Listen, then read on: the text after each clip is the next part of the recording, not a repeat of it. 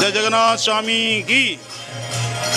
আজি হলে শ্রী শ্রী জগন্নাথ দেবের স্নান যাত্রা মহোৎসব।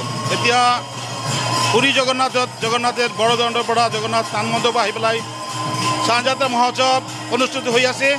গোটে বিশ্ববাসী জগন্নাথের স্নান যাত্রা মহোৎসবত যোগদান করেছে, জগন্নাথ কৃপা লাভ করেছে।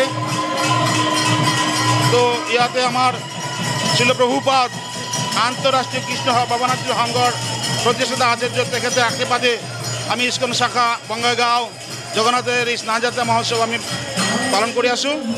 তো আমি সকলকে আহ্বান কৰিছোঁ, সকলে ইয়াত আহি যোগদান কৰিব পাৰে, জগন্নাথ কৃপা আশীৰ্বাদ লাভ কৰিব পাৰে।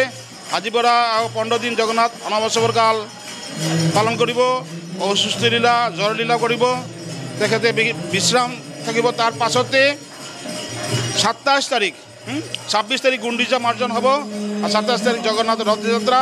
জগন্নাথ রথযাত্রা উপলক্ষে আপামার জনসাধারণ সকলে জাতি ধর্ম বর্ণ নির্বিশেষে সকলে আহি পেলাই ইয়াতে জগন্নাথ রথ দর্শন কৰিব পাৰে, জগন্নাথেৰ ৰখি দাঙিব পাৰে, জগন্নাথ কৃপা লাভ কৰিব পাৰে।